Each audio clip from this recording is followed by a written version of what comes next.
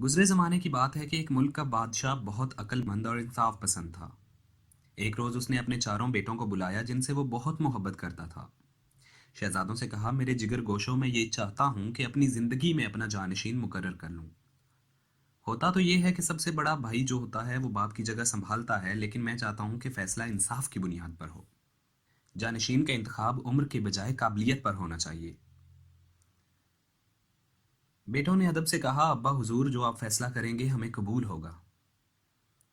बादशाह ने हर बेटे को एक बीज दिया और कहा कि बीज को बोकर 1 साल इसकी देखभाल करनी है, खाद पानी मुनासिब धूप में रखने का इंतजाम करना है ताकि इसकी सही नशोनुमा हो। जिसका पौधा सबसे ज्यादा पसंद आएगा वही मेरे बाद बादशाह बनेगा। सबसे छोटे शहजादे का नाम अहमद था। इसने एहतियात से गमले में बीज बो दिया, गमले को एक ऐसी जगह रखा जहां पे धूप मिल सके। मुलाजिम को कहने की बजाय खुद गमले में पानी डालता और देखभाल करता। कई रोज गुजर गए लेकिन बीज से कोई भी कॉम्पल ना फूटी। शहजादा अहमद परेशान हो गया कि अब क्या करे, लेकिन उसने हिम्मत नहीं हारी, बल्कि उसी तरह अपने गमले की देखभाल करता रहा।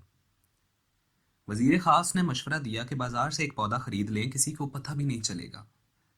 छोटा शहजादा नाराज हुआ और कहने लगा कि बादशाह के सबसे खास मुशीर से मुझे ये तवक्को नहीं थी कि मुझे वो अपने बाप को धोखा देने का कहेगा। और बात यूं आई गई हो गई और 1 साल गुजर गया।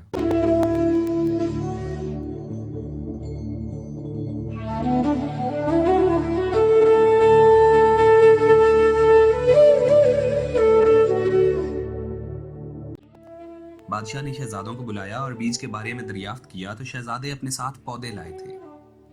सबके गमलों में खूबसूरत फूलदार पौधे थे, मगर शहजादे अहमद का गमला खाली था। बड़े भाई ये देखकर खुश हुए कि चलो एक तो उम्मीदवार कम हो गया। सबने बारी बारी अपना पौधा पेश किया और बादशाह को बताया कि किस तरह उन्होंने दिन रात एक करके बीज की हिफाजत की और ख्याल रखा।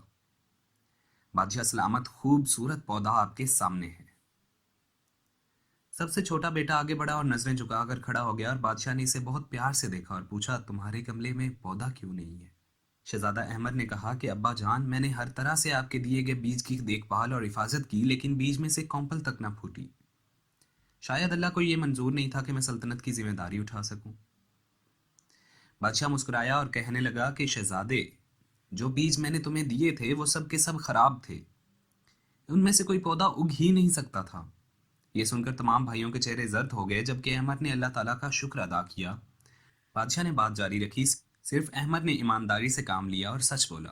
तुम लोगों ने झूठ और बेईमानी को पसंद किया। मैंने अहमद के पास वजीर खास को भेजा ताकि वो किसी तरह इसे बहला फुसलाकर इसको कोई और पौधा दे दे, लेकिन वो अपने असूल पर कायम रहा। जो आदमी अपने बाप और भाइयों के साथ इंसाफ ना कर सके वो अवाम के साथ क्या इंसाफ करेगा?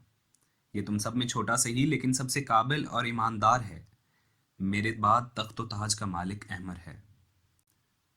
बादशाह अपने तख्त से उतरा और बेटे को गले लगा लिया।